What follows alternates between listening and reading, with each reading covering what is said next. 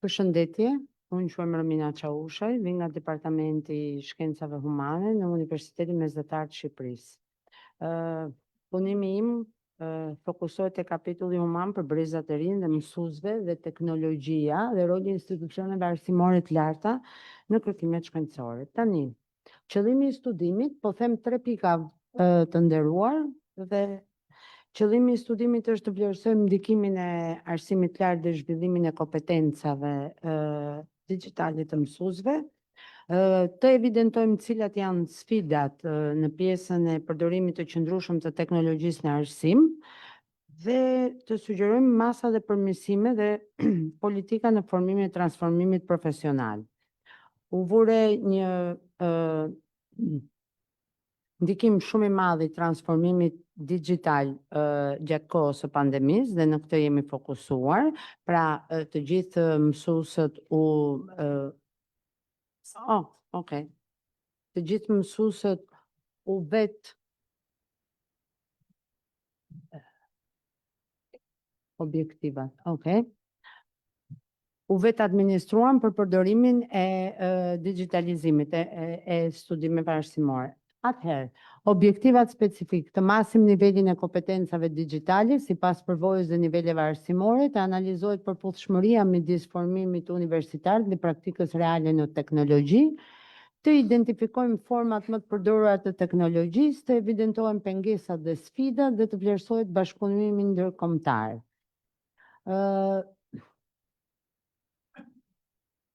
Po i kaloj interpretimet e përgjithshme, po dal direkt tek konkluzionet kryesore.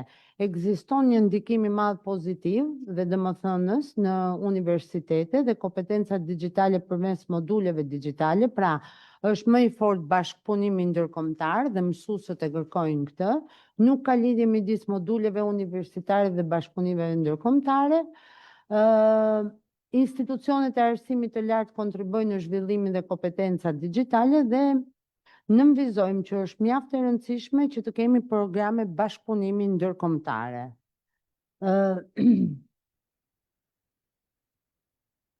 Analiza e rezultateve nëpërmjet variableve H3 del se dobishmëria e studimeve universitare lidhet me përdorimin real të teknologjisë.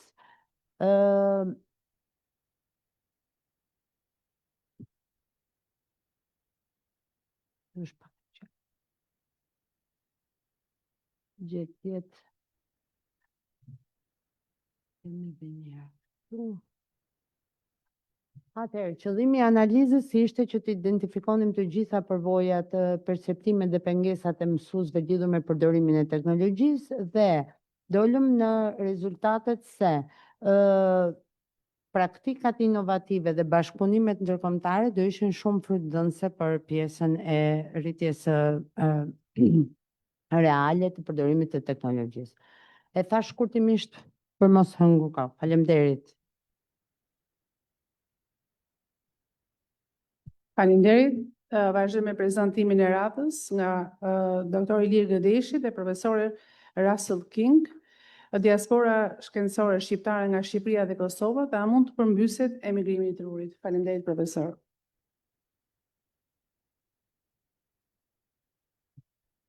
Unë do t'jap rezultatet e një kërkimi që kemi bërë për diasporën shkencore shqiptare në Shqipëri dhe në Kosovë. Fillimisht do të them 2 fjalë për emigrimin shqiptar që dhe nga Shqipëria dhe Kosova, që është nga më të lartët sipas Bankës Botërore në botë, por këtu dallojmë 2 gjëra. Së pari, në krahasim me vendet e tjera të Ballkanit Perëndimor, së pari emigrojnë kryesisht të rinjt dhe së dyti emigrojnë pjesa më e kualifikuar e të rinjve. Dhe po të shikojmë studimet që janë bërë së fundit, rezulton që gjatë dekadës së kaluar, vetëm nga Shqipëria kanë ikur nga flukset migratore 40% kanë qenë brain drain dhe 30% kanë qenë persone me arsim profesional. Dhe kryesisht në prag të 20-tave kur janë me arsim profesional dhe në mesin e 20-tave kur janë me arsim universitar. Këtë do të thotë që emigrimi nga Shqipëria, por dhe nga Kosova, po merr gjithnjë më tepër tiparet e një migrimi të trurit, brain drain. Këtu ka dhe studimet të tjera që e vërtetojnë këtë. Mjafton të themi për shembull që 94% e studentëve shqiptarë që studiojnë jashtë aktualisht nuk dëshirojnë të kthehen, ose po të marrim tek mjekët, 52% e mjekëve nga Shqipëria në moshën deri në 40 vjeç dhe 65% nga Kosova dëshirojnë të emigrojnë. Po të kalojmë tani tek diasporat shkencore. Në kuptimin e diasporës shkencore ne kemi marrë vetëm një segment të diasporës, kemi marrë ata që kanë bërë ose po bëjnë një PhD jashtë vendit dhe jetojnë jashtë. Pra segmentin e sipër të diasporës shkencore. Dhe pyetjet kryesore që ne shtrojmë është kush janë karakteristikat e kësaj diaspore, cila është shpërndarja gjeografike e diasporës dhe çfarë mund të bëjmë për rikthimin e trurit. Bazohet në një numër shumë të madh të anketave, rreth 1100 nga Shqipëria dhe rreth 490 nga Kosova, po kështu bazohet edhe në shumë intervista. Po të shikojmë karakteristikat e kësaj diaspore shkencore, mund të themi që mosha mesatare e diasporës shkencore është rreth 41 vjeç nga Shqipëria dhe 37 nga Kosova, dhe po kështu ka një ndryshim në raportin meshkuj-femra. Më shumë femra nga Shqipëria dhe e kundërta mbështetojnë meshkujin nga Kosova. Ndërsa për sa i përket raportit PhD dhe PhD kandidat, ky raport është më i theksuar në Shqipëri, më shumë PhD nga diaspora nga Shqipëria dhe më pak nga Kosova. Shpërndarja gjeografike, kjo është një element tjetër i karakteristikave që tregon dinamikën e kësaj diaspore. Mund shikojmë ke ky grafiku, për shembull me të kuqe që është diaspora nga Shqipëria që ka një rritje të vrullshme deri në fillim të viteve 20, ndërsa nga Kosova vazhdon deri në 2025-ën është shumë e lartë, domethënë në numri i PhD-ve kosovare. Në rast se do të shikojmë tani fushat e studimit, shikojmë që midis Shqipërisë dhe Kosovës ka një ekuilibër, ka një dispërndarje midis të gjitha fushave dhe një karakteristikë tjetër e kësaj diasporës tonë shkencore. Kjo s'punon. Ka të bëjë me shpërndarjen gjeografike, shikojmë që diaspora shkencore shqiptare nga Shqipëria dhe Kosova është shpërndar në vendet më të zhvilluara të botës. Në Shtetet e Bashkuara të Amerikës, Gjermani, Itali, Zvicër, Austri, pra në vendet më të zhvilluara të botës është shpërndar kjo diasporë, po ka dhe dallime midis diasporës nga Shqipëria dhe të Kosovës, ku do të shikojmë që nga Shqipëria është kryesisht në Shtetet e Bashkuara të Amerikës dhe pastaj vjen Italia, ndërsa nga Kosova është kryesisht Gjermania, pastaj Shtetet e Bashkuara të Amerikës dhe Zvicra. Po sido që të jetë, ne mund të themi që ka një rishpërndarje, dhe këtu për shembull në këtë tabel ka të bëjë rishpërndarja gjeografike, duke shkuar nga vendet më pak të zhvilluara në vendet më të zhvilluara. Për shembull për rastin e Shqipërisë, PhD-t kryesisht prodhohen në Itali dhe pastaj riemigrojnë në Shtetet e Bashkuara të Amerikës, ndërsa nga Kosova është kryesisht që përqendrohen për sa i përket në Gjermani. Dy janë rrugët që mund të ndikojnë për zhvillim diaspora shkencore. Rruga e parë ka të bëjë me rikthimin dhe rruga e dytë ka të bëjë me bashkëpunimin. Në rast se do të shikojmë tek rikthimi, do të shikojmë që përqindja e atyre që duan të kthehen është rreth 17% nga Shqipëria dhe 33% nga Kosova, por është gati gjysma që nuk kanë vendosur akoma. Pra ky rikthim në rastin më të mirë është me 1/3 nga Kosova, pra është i vogël, dhe arsyet që ato kërkojnë për që rikthim, ato që duan të kthehen, kryesisht vijnë arsye të tjera që lidhet me aspektin patriotik, sidomos në Kosovë, dhe me ndjesinë ose me përgjegjësinë për të kontribuar për vendlindjen. Ndërsa në rast se do të shikojmë arsyet që pse çfarë duan të ndryshojnë në Shqipëri dhe në Kosovë, vijnë kryesisht një nivel të ulët korrupsioni, stabilitetin, reformim të sistemit universitar, investime më shumë në shkencë dhe në arsim, dhe janë më pak për sa i përket pagave dhe të ardhurave. Dhe ndërkohë, lidhur me bashkëpunimin, deri tani rreth 21-22% edhe në Shqipëri dhe në Kosovë kanë bashkëpunuar me universitetet dhe institucionet shkencore. Ndërsa dëshirojnë bashkëpunimin janë rreth 90% në të dy vendet që dëshirojnë bashkëpunimin, ndërsa dëshirojnë bashkëpunimin për shembull nga Shqipëria me Kosovën dhe diaspora nga Kosova me Shqipërinë shkon ke mbi 88% në rastin e Kosovës dhe rreth 80% në rastin e Shqipërisë. Format e këtij bashkëpunimit janë të ndryshme, janë kryesisht pjesëmarrje në projekte të përbashkëta, leksione, artikuj të përbashkët, pra janë një varg formash të këtij bashkëpunimi. Por ky bashkëpunim, siç e tregova në tabelën e parshme, deri tani është në nivele të ulta. Çfarë duhet të bëjmë? Domethënë, kjo diasporë edhe nga Shqipëria dhe Kosova është jashtëzakonisht e madhe. Nga Kosova mund të jenë rreth 1000 persona me PhD që janë jashtë, nga Shqipëria mund të jenë mbi 5000, edhe të dyja bashkë, domethënë diaspora edhe nga Kosova dhe nga Shqipëria, përbën një masë të madhe që është e gatshme të bashkëpunojë me universitetet dhe institucionet shkencore, por pengesat kryesore janë në vendlindje. Dhe këtu duhet të flasim që për të bërë këtë kthim të trurit, i cili nuk kërkon kushte të tjera që mund të realizohen në afat të mesëm dhe të gjatë, kryesore do të ishte theks ose theksi duhet të vënë tek bashkëpunimi. Dhe ky bashkëpunim ka forma të ndryshme që ne i dim, patjetër që përpara duhet që të bëhet të ekzistojë një databank e këtij e PhD-ve shqiptare që janë në botë, fushave të studimit dhe gatishmërisë për të bashkëpunuar. Së dyti, duhet që të kemi një diplomaci aktive nga të dy ministritë e jashtme, lidhur me këtë diasporë shkencore për ta mbajtur kontaktet. Së treti, një faktor tjetër do të ishte gjetja e burimeve financiare, në mënyrë që kjo diasporë të aktivizohet në universitetet dhe institucionet tona shkencore. Kjo do të ishte një mundësi e artë për të dinamizuar universitetet në të dy vendet tona, edhe në Shqipëri dhe në Kosovë, meqense diaspora shkencore është e gatshme për këtë bashkëpunim. Tu po e ndërpres, faleminderit.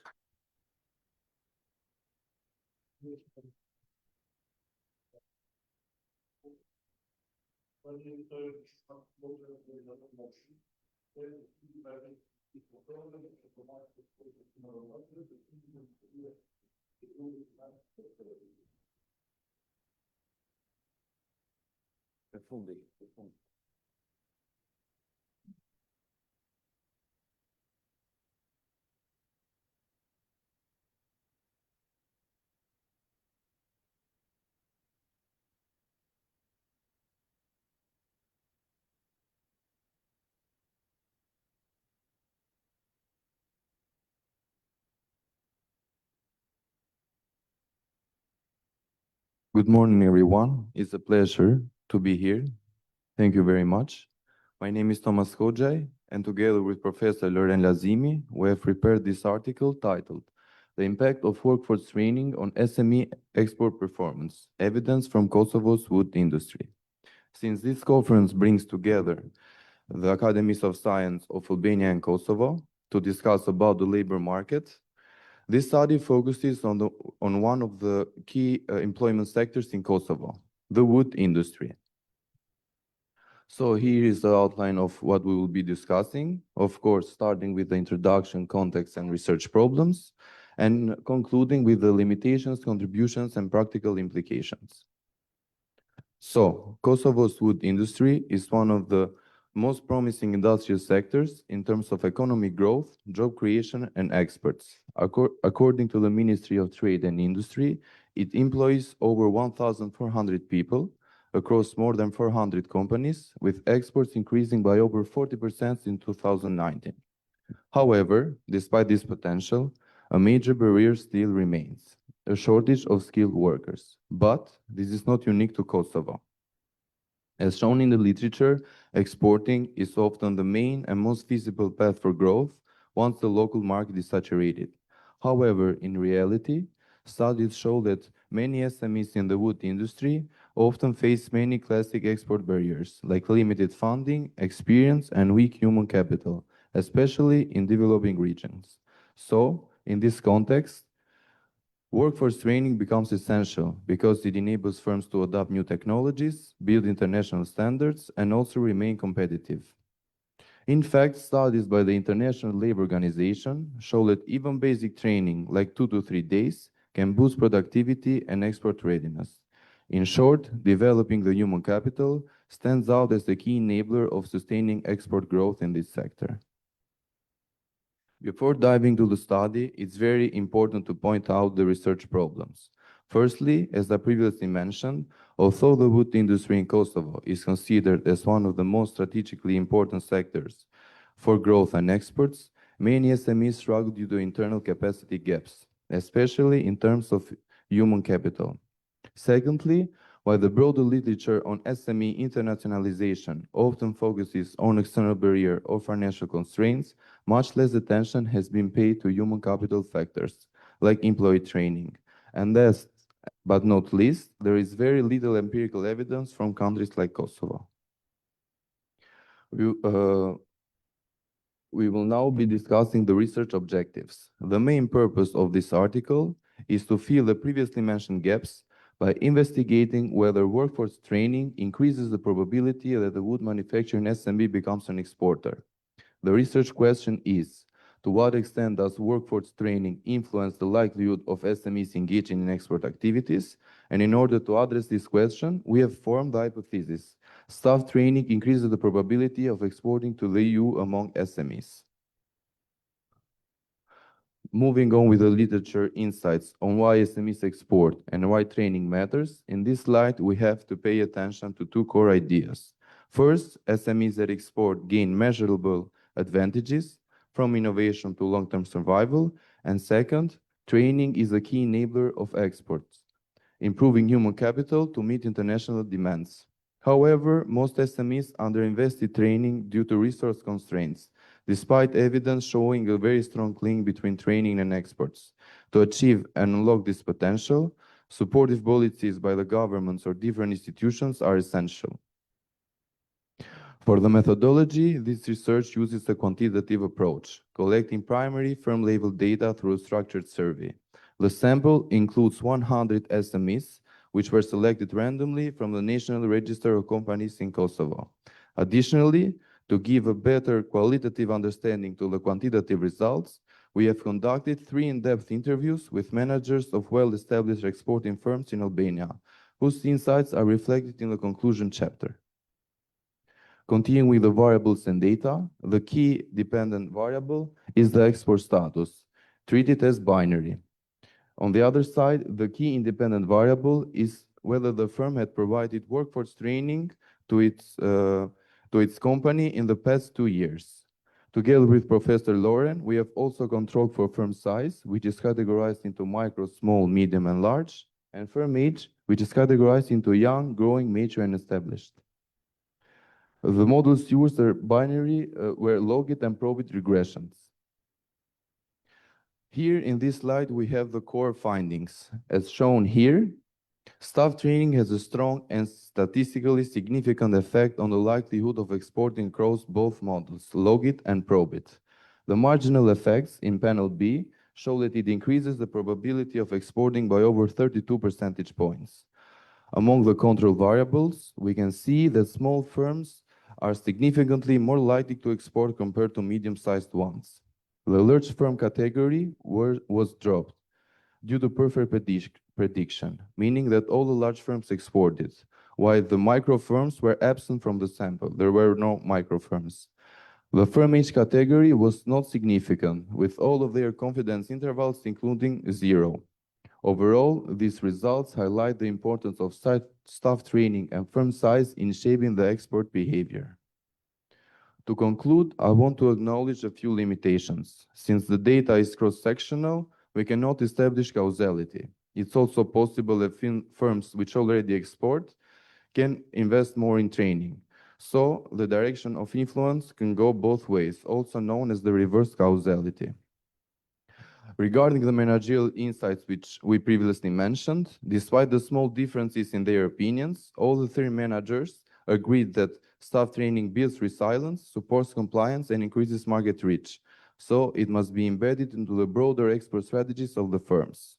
The study also makes several contributions in the literature, most notably by providing new evidence from a country like Kosovo, and also reaffirming again the strong link between training and exports, especially showing that small firms benefit significantly.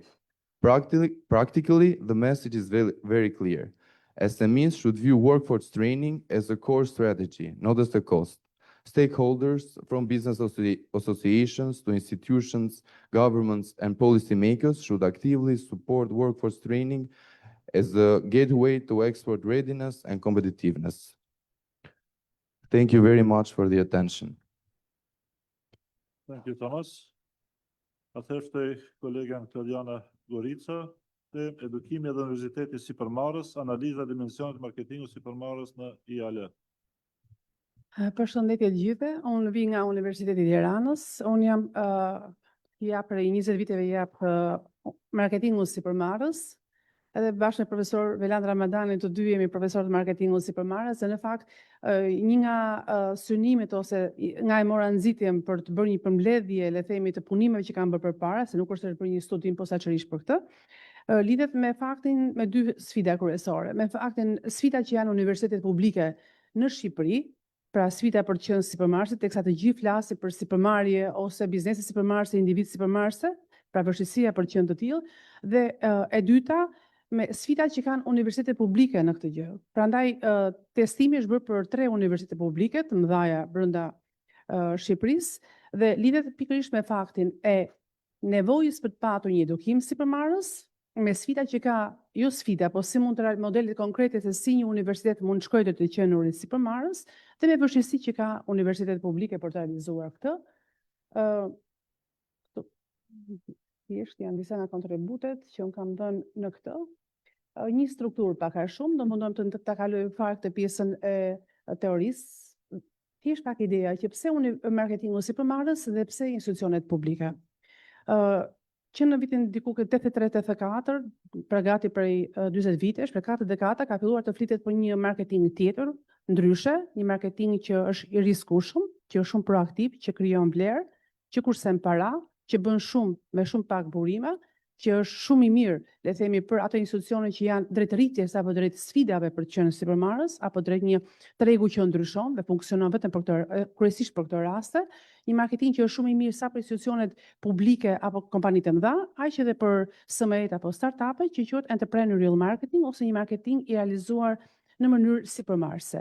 Dhe pikërisht kjo është ajo që kanë nevojë institucionet, individet apo startup-et, teksa institucionet tona publike, sidomos jo vetëm ministrit, bashkitë, pra kryesisht publike që duhet ecin le themi pak a shumë përpara me të qenurit sipërmarrës në krah të individëve apo të bizneseve që shkojnë sipërmarrëse, edhe institucionet e arsimit të lartë publike kanë shumë vështirësi le themi për të patur një qasje sipërmarrëse dhe mundohen e perceptojnë gabim këtë duke bërë një inkubator apo duke krijuar një lloj startupi, pra po mendësia sipërmarrëse që krijohet në fund fare apo overall të këtij procesi është krejt tjetër nga ajo çka konsiderojnë sot institucionet publike sipërmarrëse.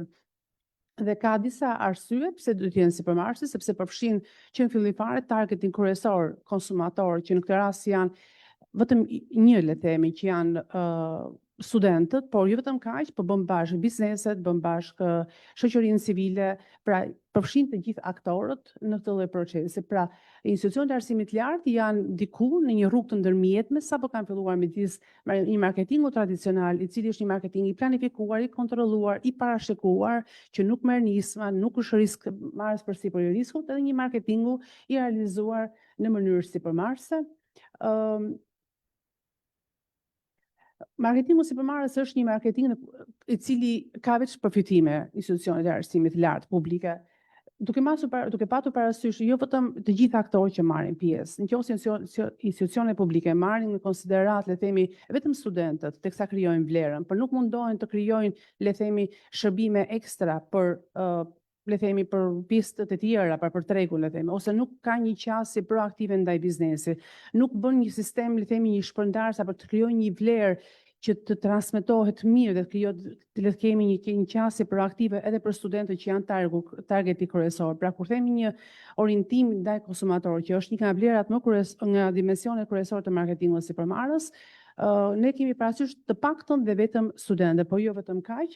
Këto janë dimensionet apo karakteristikat apo elementet e këtij marketingu. Nuk do të thotë që një universitet sipërmarrës duhet të jetë patjetër të ketë përqafuar të gjitha këto elemente, do të thotë pse erdhi nga kjo? Kjo erdhi ideja e një marketingu të realizuar në mënyrë sipërmarrëse, sepse marketingu dhe sipërmarrja si dy filozofi të rëndësishme nuk i përkasin dy disiplina që njëra i përket menaxhimit, njëra i përket marketingu, sepse në fund fare kanë të njëjtin qëllim, të krijojnë vlerë për konsumatorin, teksa sigurojnë një gjatësi dhe të ardhme, dhe themi dhe për kompaninë apo për individin apo çdo lloj biznesi tjetër. Pra është pikërisht ke gapi apo vështirësia dhe mos bashkëpunimi midis marketingut dhe midis sipërmarrje. Në momentin ku ato veprojnë bashkë, pikërisht është e mundur që të jetë identifikueshëm dhe i pranishëm të paktën një nga ato elemente. Fokusimi ke mundësi dhe mundësitë është një nga elementet themi më i diskutuar, sepse pikërisht koha e krizave, koha ku ka tranzicione është një shport të tërë mundësish, koha ku janë të qeta, le themi, është e vështirë të identifikosh mundësi. Në koha të tilla, për shembull, kur sistemi arsimor në Shqipëri, arsimit të lartë, është një transformim dhe një përmirësim, është një kohë ideale për të identifikuar mundësitë që universitetet tona të kenë një qasje të fokusuar në mundësi apo proaktive, apo të jenë të fokusuar ke bërja e shumë gjërave me shumë pak burime, apo ke të qenë inovativ, ke intensiteti konsumator, ke marrja përsipër e riskut. Universiteti Sipërmarrës është një universitet që është në risk. Gjithnjë, që do thotë që përfitimet dhe proaktiviteti që rezultojnë nga gjithë kësa janë shumë, le të themi, të integruar. Dhe ku japim për kufizimin të çfarë është marketingu sipërmarrës për një IAL, sidomos publike, është një koordinim i këtyre elementeve. Ka momente që një universitet sipërmarrës nga eksperiencat ndërkombëtare është sipërmarrës në një moment caktuar dhe për inersi ai mund mos jetë sipërmarrës për një periudhë caktuar në asnjë nga këto elemente, por intensiteti për shembull i fortë konsumator ose fokusi ke proaktiviteti për forca i ka dhënë një qasje sipërmarrëse të gjithë kësaj. Si është bërë studimi? Studimi është bërë kryesisht në dy momente. E para duke testuar studentët dhe e dyta duke patur një qasje nga lart poshtë, do të thonë janë pyetur dekan, zëvendësdekan, shefa departamentesh për perceptimin sipërmarrës dhe rezulton që qasja nga poshtë lart është më e mirë, që do thotë që perceptimi si e ka konsumatori, pra studenti, filozofinë sipërmarrëse është më pozitiv, më proaktiv, është më i egër dhe më ndryshe se sa nga lart poshtë, që është shumë tradicional, është shumë larg, do thotë që nga nisja është jemi ende në rrugën për t'i bërë bashkë të dyja, dhe në fund fare ne pikërisht kjo është slajdi i fundit, thjesht disa konkluzione dhe shikoni çfarë rezulton. Është një qasje pak a shumë pozitive, mbështetëse për të thënë që dhe universitetet tona publike janë drejt rrugës sipërmarrëse, por në fakt të dhënat janë edhe më të buta se kaq, që do thotë në 7 dimensione ne kemi disa mundësi për të qenë proaktiv, kemi disa mundësi për qenë të orientuar tek orientimi, tek krijimi i vlerës. Më shumë është si mendësi e cila do të udhëheqë filozofinë e drejtimit. Faleminderit. Faleminderit, profesor Lodi. Mos rastësisht erdhën në salë prof. Klaudia Guga dhe Ilira Pule. Atëherë vazhdojmë me punimin e radhës nga profesorët Florian Miti dhe Albert Qarri, migracioni dhe dinamikat e tregut të punës, rasti i huazimit të fuqisë punëtore të huaj nga sipërmarrësit në rajonin e Vlorës. Urdhëroni, profesor.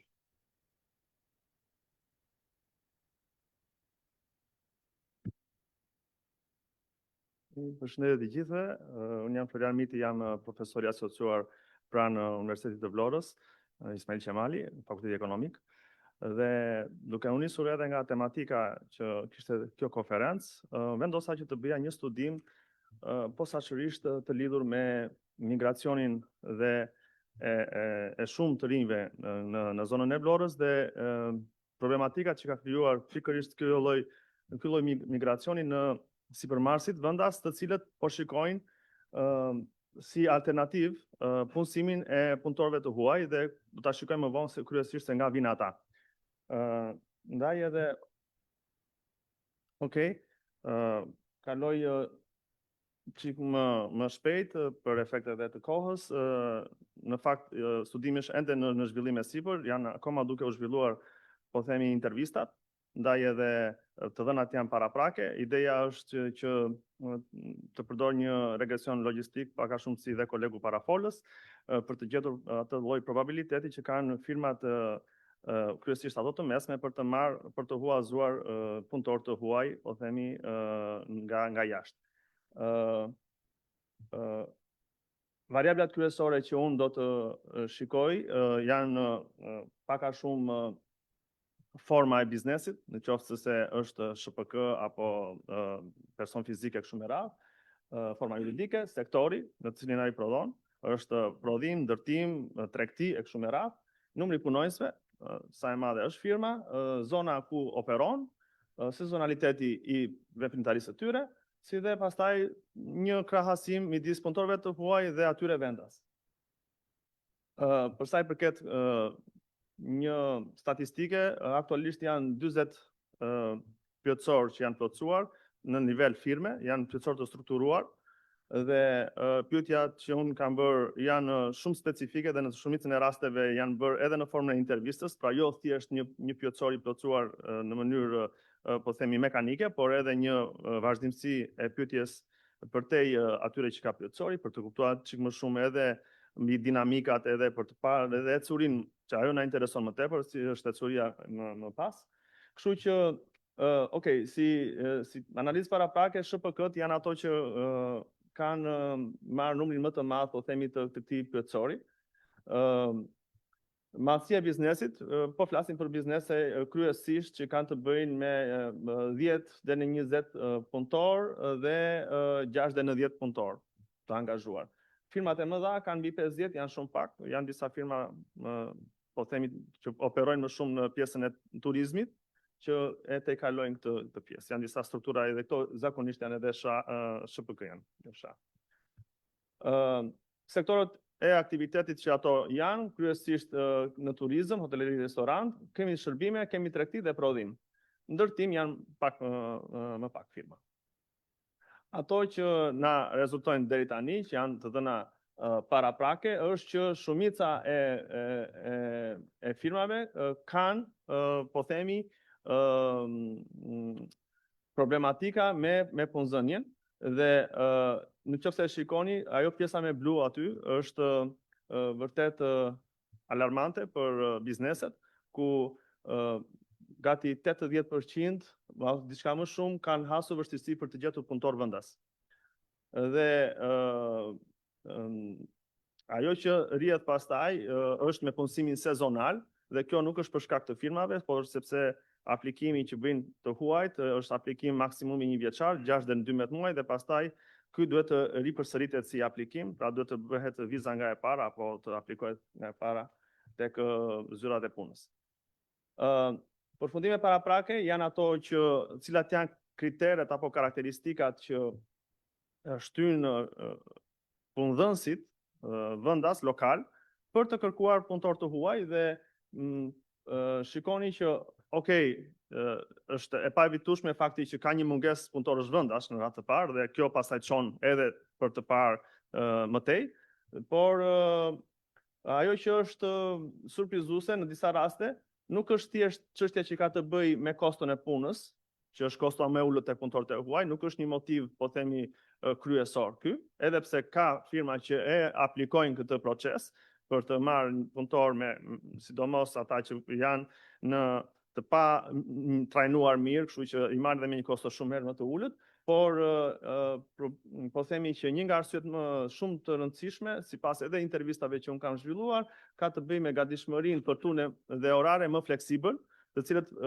punëtorët vendas nuk u ofrojnë shumë në mënyrë shumë të zellshme këtë pjesë, dhe më pas ka të bëjë me disiplinën dhe besueshmërinë më të madhe, që edhe ky është një rezultat surprizues, që ka dalë nga më shumë edhe nga intervistat që janë bërë. Ndaj edhe nëse do të shikojmë pjesën përfundimtare, sepse jemi pak a shumë të përfundimet, dhe këto janë rezultate gjithmonë paraprake, është që në shumicën e rasteve pyetës që a mendoni se do të vijoni apo do të punsoni, sepse ka firma që nuk e kanë punësuar akoma, por që po e mendojnë, shikoni se gati 60% do të vazhdojnë të punsojnë dhe pjesa tjetër, gati 40% që janë përgjigjur, nuk janë ende i sigurt, nuk janë për faktin sepse nuk kanë një eksperiencë me punëtor të huaj dhe ndaj e kanë pa siguri, por kategorikisht përgjigjja jo është shumë e vogël. Pra tregon një tendencë kjo që tregu i punës në rajonin e Vlorës kryesisht, sepse anketimet e mia aty po zhvillohen, ka një tendencë drejt zvendësimit, po themi, të personelit apo stafit që ata përdorin vendas me të huaj. Kryesisht, sidomos kryesisht në sektorin e turizmit, ku edhe pse nuk e kam shprehur në mënyrë sasiore, në disa raste që jam interesuar, punëtorët e huaj zën gati 50% të stafit të hotelerive. Kjo është përfundimi paraprake. Faleminderit. Faleminderit për dhe koreksin për kohën. Vazhdojmë me zonjën Blerina Morina, roli dhe dinamikat e zhvillimit të kapitalit njerëzor në Ballkanin Perëndimor, rasti i Kosovës. Sikur ishe prezent këtu, më vërtet. Po, okay.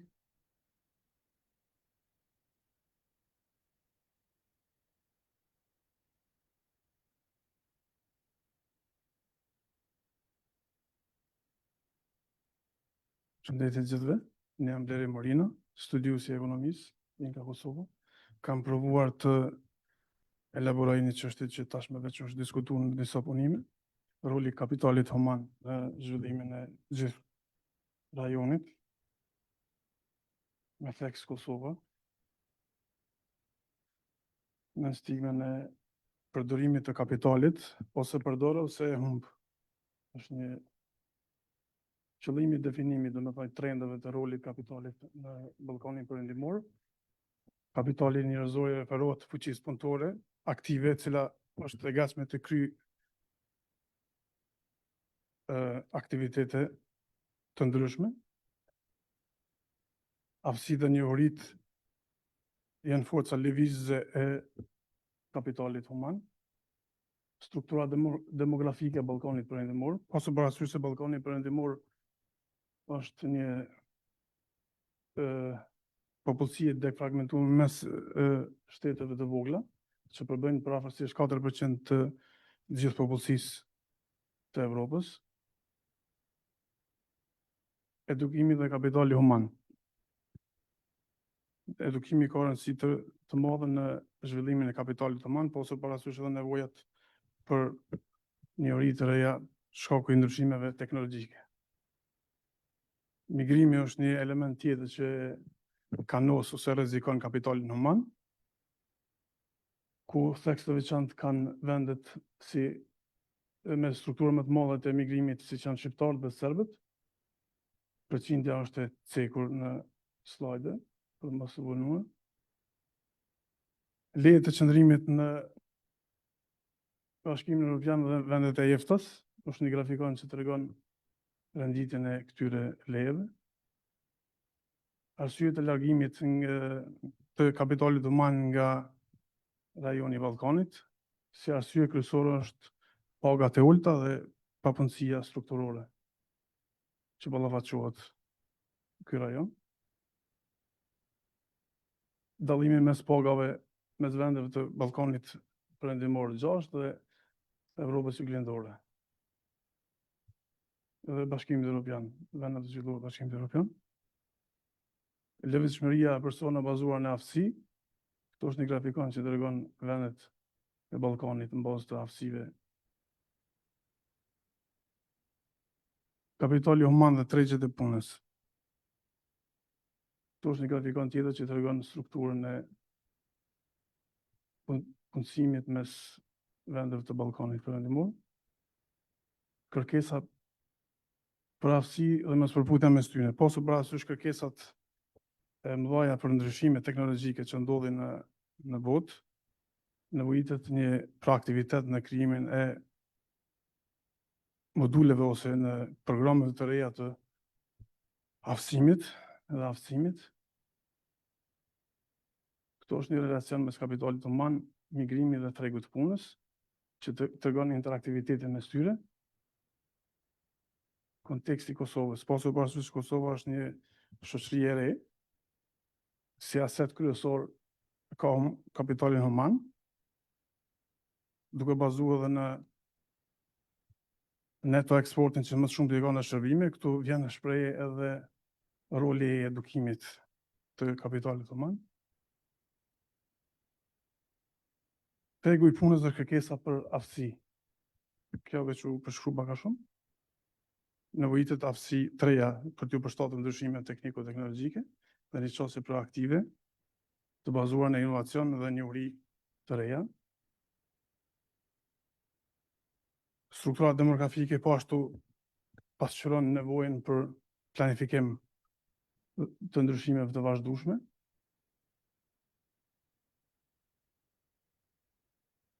Çfarë arsimimi është më i rëndësishëm për rritjen ekonomike dhe për afrimin me Bashkimin Evropian? Unë mendoj nga përvoja, arsimi dhe aftësimi profesional është një element kyç që i siguron fuqisë punëtore një përgatitje më të shpejtë dhe më adekuate për të absorbuar tregun e punës.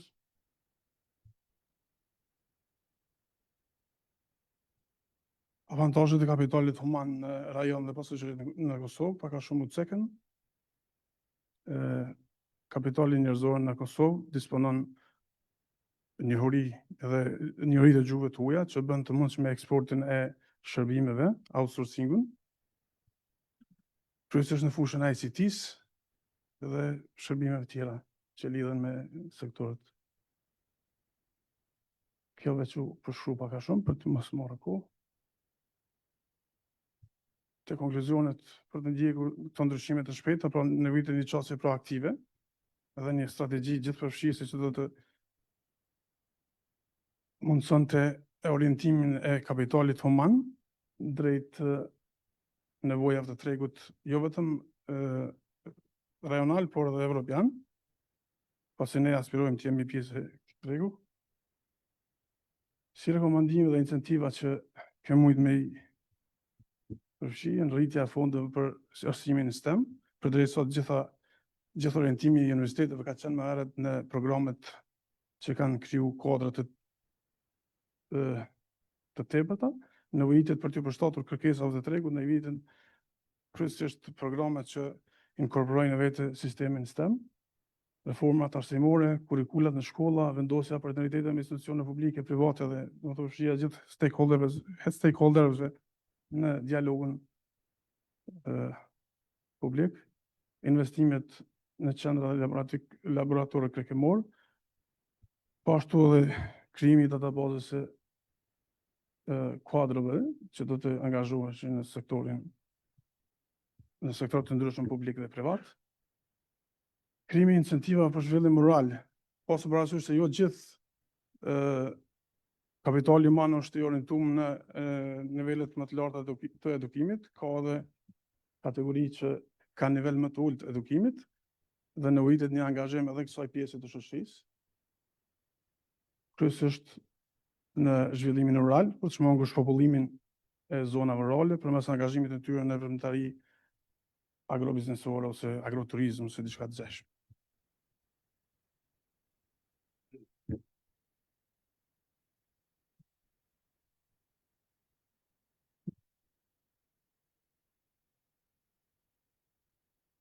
Vazhdojmë prezantimin e radhës.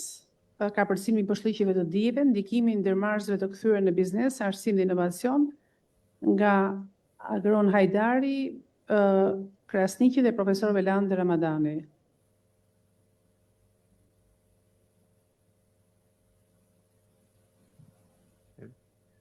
Përshëndetje të gjithëve, është kënaqësi që sot jam në Akademinë e Shkencave të Shqipërisë për të prezantuar punimin tonë ka autorësi me profesorin Veland Ramadani dhe profesorin Besnik Krasniqi. Profesorin Veland e kam pasur edhe mentor në doktoratur, edhe jemi të punu bashkë në disa punime tjera, që është kënaqësi e veçantë që të jemi sot këtu bashkë. Studimi ynë fokusohet në rolin e ndërmarrësve të kthyer në tejkalimin e bështllëqeve të dijes në zhvillim të biznesit, arsim dhe inovacion. Ky ka qenë fokusi kryesor. Po ashtu edhe me analizu rolin pozitiv që mund ta kenë ndërmarrësit e kthyer. Për shkak të kontekstit të Kosovës ku në periudha të ndryshme kemi pas valë të mëdha të largimit të popullsisë drejt vendeve të ndryshme, me fokus më të madh në vendet e Evropës Perëndimore. Është një fazë e fundit që një pjesë e këtyre personave kanë filluar që të kthehen.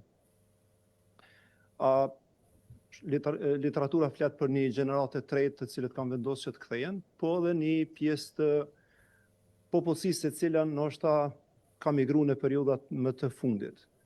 Kësaj kthimi i tyre ka ndikuar që ata të mendojnë dhe të nxisin zhvillimin e ndërmarrësisë në Kosovë, po dhe fakti që ata kanë qenë të ekspozuar në vendet e zhvilluara, i ka shtyt ato më shumë që të shkojnë dhe të themelojnë ndërmarrjet e tyre. Për këtë hulumtim ne kemi ndërtuar 4 hipoteza, pra ku kemi testuar pra ku kemi dashur që të testojmë ndikimin e ndërmarrësve të kthyer në zhvillim të biznesit, pra të arsimit, inovacionit dhe në performancën e përgjithshme të ndërmarrjeve. Pra ky ka qenë modeli konceptual i hipotezave, ndërmarrësit e kthyer dhe ndikimi i tyre në zhvillim të biznesit, arsim, inovacion dhe në performancë të përgjithshme të biznesit. Sa i përket ndërmarrësve të kthyer, literatura e definon që këto mund të jenë persona të kualifikuar, student, cilët kanë lëviz, kanë shku, kanë nejt një periudhë jashtë vendit dhe pastaj cilët vendosen dhe kthehen. Dhe me kthimin e tyre ata themelojnë ndërmarrjet e tyre. Në literaturë ka definime ndryshme, disa autorë thonë që minimalisht duhet jenë persona që minimalisht kanë nejt 2 vjet jashtë vendit dhe pastaj kthehen. Ne do të shohim tek pjesa demografike e dhënave, do të shohim që ka persona që kanë nejt shumë më gjatë, po që edhe gjatë qëndrimit të tyre jashtë vendit kanë kryer funksione ndryshme. Disa kanë shku për studime, disa mund kanë qenë që kanë punu ose kanë kryer trajnime ndryshme kështu me radhë. Aspekti i tejkalimit të bështëqeve të dijeve është nënkuptuar që kemi dashur me pa se si ndërmarrësit e kthyer kontribuojnë në tejkalimin e bështëqeve të dijeve në kontekstin e arsimit, inovacionit, zhvillimit të biznesit dhe në performancën e përgjithshme të kompanive. Pra, dija është marrë international knowledge, pra që kemi thonë dija ndërkombëtare është marrë që atë dije që ata kanë mujt me fitu gjatë qëndrimit të tyre jashtë vendit. Kemi përdor structural equitation modeling si model, kemi ndërtu një pëtësor që ka qeni i bërë në Likert scale 5 shkallës. Pra, thash që kemi marrë, është bo me një pëtësor dhe kemi pas rreth 151 respondent. Mënyra se si e mbledh dhënat nuk ka qenë bashkë e lehtë, për arsye se kur personat tek ne regjistrojnë biznesin, nuk figurojnë si ndërmarrës të kthyer, pra nuk ka një kategorizim tek Agjencioni për Regjistrimin e Bizneseve që të jemi je ndërmarrës i kthyer apo si i kthyer. Andaj edhe identifikimi i tyre ka qenë bukur i vështirë. Kam kërkuar dhëna nga ministritë të ndryshme, ministria që ka qenë për diasporë më herët, mirë po kishin dhëna më shumë që lidhen me diasporën. Studimi ynë nuk i ka targetu diasporën. Pra jo ata persona të cilët kanë ardhur, mund të kenë një biznes këtu, po që vazhdojnë me qoftë me jetu në vende tjera ose me majt lidhe me atje. Studimi ynë ka qenë i fokusuar te personat të cilët janë këtu, kanë vendosur këtu, të kthehen, themelojnë biznesin këtu dhe vazhdojnë të rinë këtu. Pra ky ka qenë targeti. Andaj edhe identifikimi i tyre ka qenë shumë i vështirë. Po eci pak më shpejt. Dhëna demografike, shumica, pra fatkeqësisht të shpërndarja ka qenë që e dominon gjinia maskullore. Qëndrimi i tyre jashtë vendit, pra shumica e tyre që i kemi marrë rreth 52% ka qenë 2 deri në 5 vite që kanë qëndruar jashtë vendit. Pastaj mbi 5 vite, domethënë që i kemi 22% dhe më ose më shumë vite në rreth 26%. Pra dhe shohim eksperiencat e tyre gjatë qëndrimit jashtë vendit, pra e kemi dhëna si në VM që shumica kanë qenë duke punuar atje dhe po ashtu edhe një pjesë e madhe që kanë qenë duke studiuar. Sa i përket pjesës të arsimit, kemi shpërndarje të mirë, shumica e tyre kanë shkollim të lartë, pra bachelor, master ose PhD. Sa i përket sektorëve që i takojnë, shumica pra në sektorin e shërbimeve, edhe që i takojnë shumica e tyre kompanitë mikro dhe kompanitë vogla. Dhënat pra që tregojnë besueshmërinë e rezultateve kështu me radhë, nuk po ndalem këtu, po du më ndalë te kjo pjesë, pra që tregon ndikimin e ndërmarrësve të kthyer në zhvillim të biznesit, arsim, inovacion dhe në performancën e përgjithshme, pra siç mund të shohim, ka një ndikim më të madh që mund të shohim në pjesën e arsimit, po ndoshta pak më vogël te pjesa e performancës. Kjo shpjegon aspektin që performanca jo në mënyrë direkte ka mujt më ndiku nga roli i ndërmarrësve të kthyer, po më shumë mund ndikohet në aspektin indirekt. Pra kur ka shpërndarje të njohurisë në aspektit të zhvillimit biznesit, të arsimit dhe inovacionit normalisht që në mënyrë indirekte e ndikon edhe performancën e përgjithshme të kompanive. Pra që kjo i ka vërtetuar gjitha 4 hipotezat, atëherë vetëm po du më ndalë tek pjesa e përfundimeve. Pra, mund të themi që ndërmarrësit e kthyer kanë rol pozitiv në zhvillimin qoftë edhe në ndikimin e zhvillimit të ekosistemit ndërmarrës në këtë rast në Kosovë, mirë po që rezultatet janë të generalizueshme edhe për vende të tjera, edhe për kontekste të tjera, për shkak se dhënat janë në shumicën e raste në konsistencë me gjeturat e autorëve të tjerë që flasin për këto ndikime, dhe se fakti që ata kanë qenë të ekspozuar në vende ku ka njohuri më të thelluar për çështje të ndryshme, për përdorimin e teknologjive ose për modele të ndryshme, praktika të ndryshme të bënit biznes, këtyne ju ka kriju një avantazh konkurrues në Kosovë. Edhe pse mund të flasim në disa raste tek avantazhet që në disa raste këta kanë pas ndoshta disa limitime sa i përket avantazhit kur vije puna të çështjen e financat, të problemet me pronat e kështu me radhë. Megjithatë, në aspektin e konceptit të zhvillimit të biznesit, këta kanë pas një farë avantazhi konkurrues në krahasim ndoshta me biznese tjera, që ka bë që në disa raste me u nxit kultura e ndryshme edhe të kompani tjera, për me mendu modelet të ndryshme të bënit biznes. Në Kosovë kemi disa praktika kur ndërmarrës të tillë të kthyer kanë nxit një kulturë ndryshe të punës, qoftë edhe në aspektin e mënyrës së punës që punohet edhe me punëtor, angazhimi i tyre, puna online, fleksibiliteti që jepet e kështu me radhë. Ju falenderit. Faleminderit, Agron. Ne vazhdojmë me tutje, kemi edhe 2 punimet e fundit për atyre që janë prezent. Pra, profesor Granit Bacën, që në emër të profesor Nail Reshidi dhe Sadu Ikani, të prezentoj punimin Kapitali Human dhe Teknologjia, roli i institucioneve të arsimit të lartë dhe kërkimit shkencor. Puna Granis.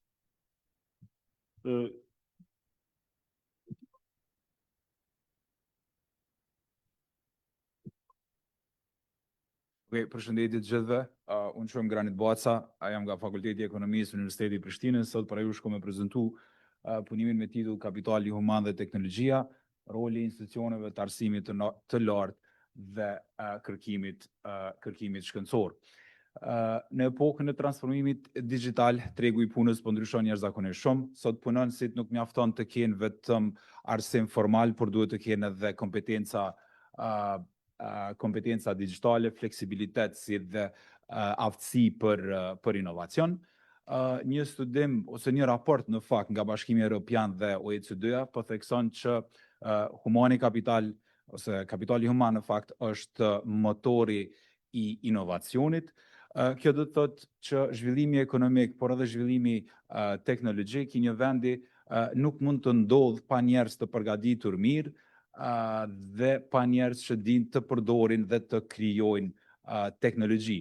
Sa i përket raportit ose kontekstit të Kosovës dhe Shqipërisë, ende mungon një lidhje midis arsimit si dhe industrisë. Universitetet shpesh veprojnë të shkëputura nga nevojat reale që gjenden në treg, si dhe kjo krijon një hendek midis dijes akademike dhe aplikimit praktik. Nga ky studim derivojnë 3 pyetje kërkimore, si ndikojnë universitetet në zhvillimin e kapitalit human teknologjik, cilat janë format e bashkëpunimit në mes të universitetit dhe industrisë, si dhe çfarë pengesash ekzistojnë në Kosovë dhe Shqipëri për të arritur këtë sukses. Këto pyetje pra synojnë të kuptojnë jo vetëm rolin e universiteteve që kanë në zhvillimin e aftësive teknologjike, por edhe mënyrat se si mund të ndërtohen ura më të forta të bashkëpunimit ndërmjet arsimit, kërkimit shkencor si dhe sektorit privat.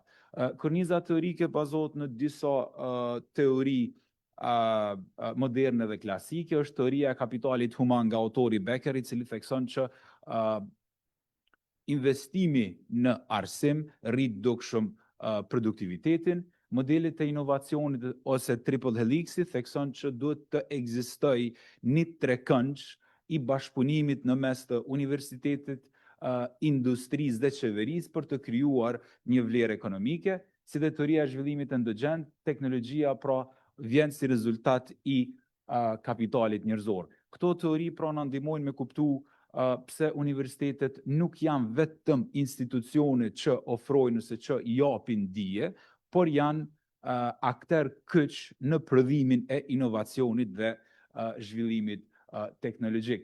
Roli i universiteteve dhe instituteve kërkimore, pra si që dim gjithë roli universitetit, roli fillestar ose parsor i universitetit është prodhuesi dijes përmes publikimeve, botimeve shkencore që mund të ndikojnë në dijen globale, formues të kapitalit human përmes ofrimit të kompetencave digjitale, kreativitetit të studentët apo dhe zhvillimit të mendimit kritik, si dhe kemi si partner të industrisë përmes transferimit teknologjik, startupeve apo edhe përmes spin-offve. Pra, universitetet në fakt duhet të kalojnë nga roli tradicional i mësimdhënësve në rolin e bashkëkrijuesve të inovacionit. Sfidat aktuale që gjenden në Kosovë dhe Shqipëri janë të shumta, mirë po ndër sfidat kryesore që ekzistojnë momentalisht në këto dy vende është mungesa e fondeve për kërkim shkencor, lidhja e dobët që ekziston mes universitetit dhe industrisë, brain drain ose emigrimi të rinjeve, përdorimi kufizuar i teknologjisë në mësimdhënie, si dhe politikat publike fragmentare për inovacion. Sipas një raporti nga Global Innovation Index i bërë në 132 shtete, mund të shohim që vendet e Ballkanit Perëndimor renditen relativisht mirë, sidomos Maqedonia e Veriut në vend të 54, kemi Malin e Zi dhe Shqipërinë, Kosova nuk është pjesë e këtij raporti. Pra siç mund të shohim, Shqipëria është në vendin e 83, mirë po kjo do të thotë që këtu ka nevojë për më shumë investime në këtë pjesë. Pastaj e kemi pra investimet në research and development. Nëse marrim një krahasim mes Kosovës dhe Shqipërisë dhe vendeve të Bashkimit Evropian, vendet e Bashkimit Evropian kanë një investim prej një mesatare prej 2.26% të GDP-s në research and development, Shqipëria ka dikon 0.8, ndërsa Kosova pak më ulët, dikon 0.5-0.6% të GDP-s që investohet në research and development. Sa i përket penetrimit të tregut, Kosova dhe Shqipëria renditen relativisht mirë edhe në krahasim me vendet e Bashkimit Evropian, mirë po prapë mungon çështja e zhvillimit të kompetencave digjitale. Mirë po në pjesën e përdorimit është jashtëzakonisht mirë, por mungon çështja digjitale. Rekomandime, kemi disa rekomandime për universitetin. Rekomandimi kryesor për universitetet është që duhet të forcoj lidhjen me industrinë, duhet dhe të promovoj kërkimin aplikativ. Për qeverinë, një rekomandim duhet jetë që duhet të ofrojnë më shumë fonde dhe duhet të investojnë më shumë në inovacion dhe duhet të bëjnë reforma pa diskutim në arsimin e lartë. Për sektorin privat, duhet që më shumë të kenë një simbiozë mes tyre dhe universitetet për zhvillim teknologjik, si dhe për studentët, një rekomandim kishte me qenë që duhet të fokusohen më shumë në zhvillimin e aftësive të së ardhmes, siç është inteligjenca artificiale si dhe data analysis, mirë po duke mos menjanuar edhe kreativitetin, zhvillimin e mendimit kritik si dhe aspektin e komunikimit. Përfundime, kapitali human dhe teknologjia janë të pandashme, pra këto të dyja njëra patjetër nuk mund të funksionojnë. Universitetet duhet të jenë qendra të inovacionit dhe nuk duhet të shihen vetëm si institucione mësimore, si dhe e fundit investimi në dije dhe kërkim është investim në të ardhmen, është investim afatgjatë që mund të ndikoj në mënyrë domethënëse në krijimin e vlerave ekonomike. Faleminderit.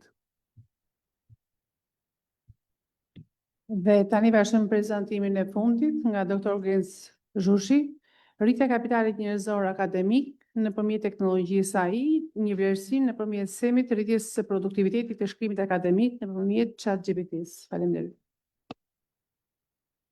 Përshëndetje të gjithëve. Unë jam Gjens Zhushi, staf akademik në Universitetin e Prishtinës, Fakulteti Ekonomik. Shkurt, mas jem edhe i fundit, s'po besoj që brenda aty në 6 minutave kam e thonë. Kjo temë ka qenë si rezultat i disa kritikëve të profesorëve të na që thoshin që nuk bën me përdor ChatGPT studentët sepse i bën shumë dëmel. Unë jam kanë ato që ata i bën më kreativ. Dhe për çfarë arsye tani unë kam bën një analizë të shkurt, a i nimon apo është thjesht i dëmton ata. Kjo ka qenë edhe këtë analiza e këtij punimit. Kjo pastaj më ka rrjedhë si ide për me bën një seri punimesh, e para pra është që kjo si për shkrim akademik, e dyta është për formula matematikore dhe e treta për modele ekonometrike. Të gjitha këto punime, po të parën që për prezentoj, pse është rëndësishme AI këto, të i kaloj. Në Universitetin e Prishtinës, sidomos tek studentët e mi që i kam, ka pas raste kur kanë has disa probleme, sidomos me formulime akademike, ekonomike, pasi që kanë edhe fjalorin akademik, ekonomik, anglisht. Shqip mund me qenë shumë mirë, po edhe këto kanë qenë pyetje të lumtuese, po në esencë pyetja e lumtuese është ai dëmton ata nëse përdoren pro AI apo i motivon ata për me shkru pak më mirë. Për fat mirë kom gjetur edhe një punim që merret me këtë çështje dhe komplet modelin që ka posaj e kom adaptuar edhe për punimin tim. Edhe kom shtu edhe normal pak disa gjëra. Mostra ka qenë 197 student, jo veç fakultetin ekonomik, po edhe në për fakultetet tjera, sa ku mund me arrit në për fakultetet tjera. Këto është një statistikë deskriptive për pyetjet që i kom përdor. Të gjitha kanë qenë brenda njësive të pranueshme statistikore dhe pse disa e te kalojnë kurtosis për disa njësi, jo shumë. Pra s'kanë qenë shumë të larta. Vazhdojmë me pjesët kryesore të pyetësore që kam shpërndarë te studentët ka qenë çdo efektiviteti, benefitet, motivacioni, drawbacks, dëmtimet në farë forme dhe attitude. Njësi statistikore pikaloj sepse ka qenë brenda njësive të pranueshme statistikore dhe ky ka qenë edhe modeli, është përdorur structural equation model, ngjashëm modeli që e ka përdorur edhe punimi. Dhe në esencë benefitet e t'i kalojnë shumë fish pengesat ose problemet që mundet mi shfaq përdorimi i AI. Mirë po pjesa kyçe ka qenë që pasi që të përdoren edhe studentët duhet mi thonë përdorni. Vetëm një fjali ka qenë dallimin mes të suksesit dhe dështimit është që prezantoje punimin ose prezantoje të dhëna që ai ke boti ose që ai ke gjetë, edhe atina ju ka dashur gjithçysh pastaj me lexu se çka ka bëj, ajo ka qenë e mjaftueshme për me pas sukses, për shembull studenti edhe pse ka përdorur ChatGPT ose platforma tjera. Nëse e lën pa arsyetimin që veç me edhe mos me prezentu të paktën ka qenë një pjesë tjetër është që të publikohen punimet. Edhe ajo ka qenë një farë forme tani si motivues për me ai mos ka pas ndaj gabim gjatë hartimit çado që ka pas diçka punime ose çado që ka pas diçka, edhe ajo ka qenë një prej key findings që ka qenë determinuesi për sukses apo dështim të përdorimit të AI. Femnat e përdorin më shumë ChatGPT, I don't know. Implications edhe further research, kisha pas qef me shpërndo pyetësoren edhe te Universiteti Profesorit Veland edhe Universiteti Tiranës, që me po edhe këta se qysh reagojnë studentët për këto qasje. Dhe një prej probleme ka qenë që studentët hezitojnë me plotësu pyetësoren, por kur je edhe staf akademik, në farë forme i obligon ata të plotësojnë, pasi që, well, edhe kjo ka qenë përfundimi. Faleminderit.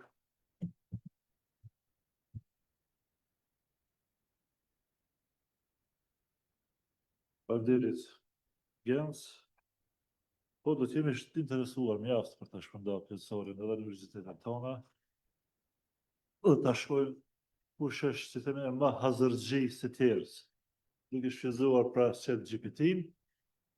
Pra ajo që sot po konstatojmë se kapitali human është i rëndësishëm. Me gjithë zhvillimin e teknologjisë, prap ngel kapitali më i rëndësishëm për kompanitë, për universitetet, ndërsa teknologjinë të shfrytëzojmë si një tool, si një mjet për ta lehtësuar punën e kapitalit human, pa punime të ndryshme, po kishim mjaft aty të fokusuar edhe në sektorin tonë, pra në arsimin e lartë. Ne në këto minuta të mbetura mund të hapim diskutim rreth temave që u trajtuan, kështu që u japim fjalën audiencës për të ngritur ndonjë pyetje tjetër kërkimore nga ajo që u diskutua sot nga pjesëmarrësit. Kështu që urdhroni, fjala është e juaj.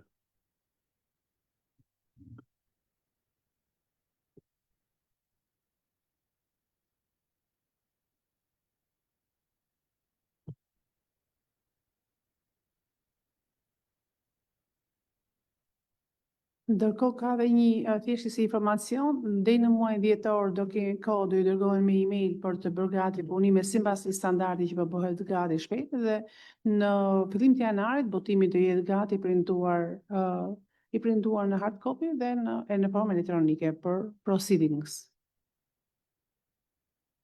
Unë desha të përgëzoj për seancën, kishte tematikë të gjerë, përfshinte shumë tema, dhe mbi të gjitha tema shumë të rëndësishme.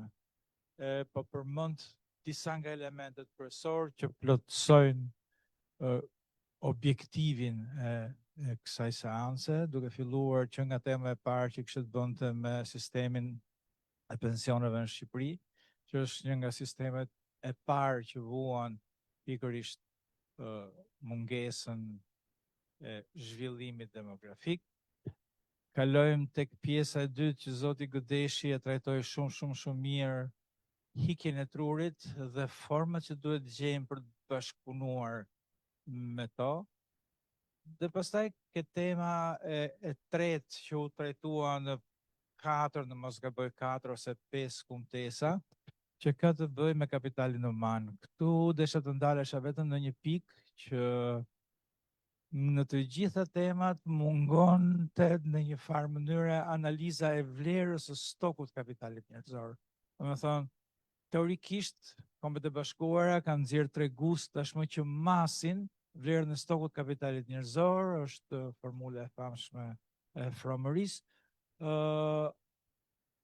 dhe kryesorja masin edhe ndikimin që këtu trajtua gjërë të arsimit në vlerën e kapitalit njerëzor. Pra nëse ne përkufizojmë kapitalin njerëzor si tërësia të ardhurave që ne krijojmë gjatë gjithë jetës tonë, kjo tërësi të ardhurash në pjesën më të madhe të saj kushtëzohet nga edukimi. Ishte dhe 2 case study që më pëlqyen shumë, njëri ishte për industrinë në Kosovë, për industrinë e drurit në Kosovë, ishte një case study shumë interesant dhe pjesa e përpunimit statistikor ishte shumë interesante. Dhe punimi fundit që kishte të bënte me përdorimin e ChatGPT-s në kërkimin shkencor, kemi edhe në universitetet shqiptare një analizë të përdorimit të AI-s dhe ka 2 probleme kryesore. E para, shpeshherë përdoret AI-ja dhe konkluzionet e AI-s nuk çekohen dhe jo gjithmonë janë të sakta. Dhe e dyta, përdorimi më i gjerë i AI-s nga ajo që kemi bërë ne, nga studimet që kemi bërë ne, bëhet kryesisht në analizën e literaturës, në pjesën e literaturës për temën që do bëhet. Uroj edhe një herë që kjo konferencë në punimet e plota kur t'i votoj, të jetë një kontribut për gjithë studiuesit dhe mundësisht edhe për politikën. Faleminderit. Faleminderit profesor Nikolini, jo vetëm për përmbledhjen e punimeve, por është e vërtetë që kjo seancë kishte një veçori koherencën e temave, por dhe analizën e thellë që kishin bërë të gjithë studimet përmes metodave sasore. Kemi edhe profesorin mirëpresin profesor Anastasin,